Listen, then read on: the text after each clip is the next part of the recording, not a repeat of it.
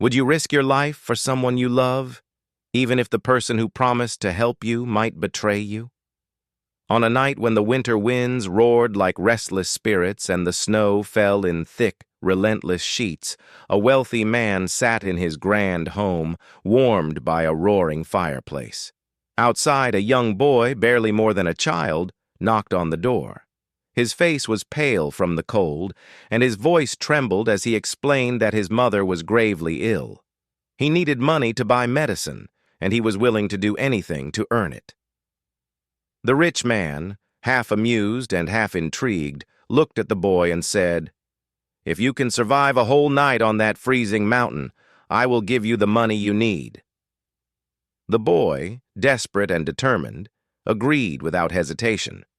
He set out into the icy night, the cold biting at his skin, and the wind cutting through his thin clothes. On a nearby mountain, he found an old wise man who offered him a simple piece of advice. "I will light a fire on my mountain, not for warmth, but for hope. Just seeing that distant flame will keep your spirit alive."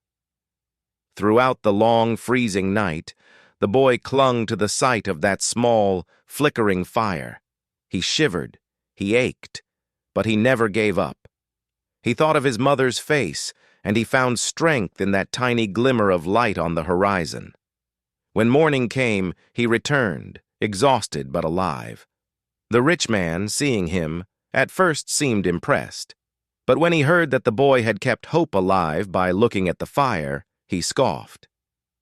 "That wasn't part of our deal," the rich man said. "You cheated by using that fire for comfort, even if it was just the sight of it." The boy's heart sank. He had endured so much, only to have his hope crushed by the man's cold words. Tears filled his eyes as he turned away, feeling the weight of the world on his small shoulders. He went back to the wise man and shared what had happened. The wise man smiled gently and said, "Leave this to me." He invited the rich man and his friends to a grand feast. The aroma of delicious food filled the air, making their mouths water.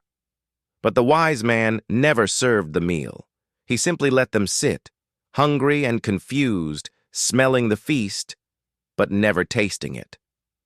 When they finally complained, the wise man said, "If a boy can survive a freezing night by the mere sight of a fire, surely you can be satisfied by the mere smell of food."